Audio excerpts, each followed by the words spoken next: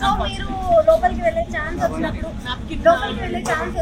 ఒక nomination points చెప్పారు కదా, అంటే నిజంగానే అనిపించి చెప్పారా లేకపోతే మీరు ఆ గేమ్ చూడడం వలన లేకపోతే ఎందుకని అట్లా మెన్షన్ చేసి చెప్పారు? అని నిజంగానే చెప్పినా కదా, నేను లేనివి ఏమన్నా చెప్పినా చెప్పలేదు. So 5th week my plan was that 5th week first 1 month మొత్తం కూడా నేను ఎప్పుడు కూడా ఇమ్యూన్ ఉండే చెప్పిన. And also it is good for them కదా, అంత జర్నీ అయినప్పుడు అవి కొన్ని తెలుసుకుంటే ఇంకా next part of the game next part of the show మంచిగా ఉంటుంది అని అనుకున్నాను. కన్నా కూడా విష్ణుప్రియ ఎక్కువ మనకి పోర్ట్రేట్ అయ్యింది, ఎందుకు విష్ణుప్రియ గురించి మెన్షన్ చేయలేదు, ఓన్లీ యష్మి గురించి మెన్షన్ చేశారు? అరే కొంచెం ఇంటికి ఫోన్ చేయరా, లైట్ పడుతుంది. యష్మిది నేను మెన్షన్ చేసింది ఏంటి అంటే మీకు అర్థం కాదు ఏంటంటే దానికి తిప్పి మీరు ఏదో మాట్లాడుకున్నారు అందరు, కానీ నేను చెప్పింది ఏంటంటే నిఖిల్ నువ్వు డైరెక్ట్ గా యష్మికి చెప్పి ఊరుకో. Anything any relationship or any conversation should be with people. అది మొత్తం హౌస్ అందరికి పోయి చెప్పవచ్చు, బ్యాక్ బెచ్ చేయవచ్చు. అది that is disrespect to anybody's emotion, beat a boy or beat a girl. అది నేను చెప్పింది నామినేషన్ పాయింట్ లా. దాని వాళ్ళ మధ్యలోనే తీసుకుని వాళ్ళు ఏదో మాట్లాడుకున్నారు, యష్మి నిఖిల్ మాట్లాడుకున్నారు, మీరందరూ ఏదో పాయింట్స్ తిప్పి ఏదో మాట్లాడారు.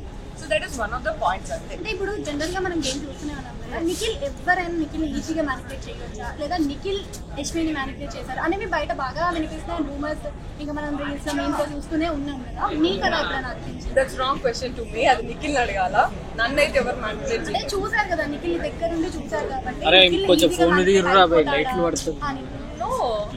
అట్లేం ఉండదు కదా, కష్టం. సో ఇప్పుడు ఉన్న వాళ్ళని చూసి is very intelligent, is very much intelligent guy. It's not easy guy like అట్లేం కాదు. అంటే కొంతమంది ఏమంటారంటే నిఖిల్ వాళ్ళ మదర్ వచ్చినాక ఒకలాగా, మదర్ వచ్చి వెళ్ళిపోయిన తర్వాత ఒకలాగా చేంజ్ అయిపోయాడు అన్నమాట. మీకు అలా అబ్జర్వ్ ఎట్లా చేంజ్ అయ్యాడు? అంటే ఇండివిజువల్ గేమ్ ఆడమంది కొంతమందికి దూరం ఉండని మెన్షన్ చేసి నేను చెప్పాను కదా, సో అది ఫాలో చేశాడా లేదా? చేయలే కావచ్చు కదా. ఎవరికి దూరం ఉన్నాడు? యష్మి దూరం ఉన్నామని చెప్పుకుంటున్నారు కదా వాళ్ళమ్మ. యష్మి దూరం లేడు. గౌతమ్కి డిఫెన్స్ రావాలి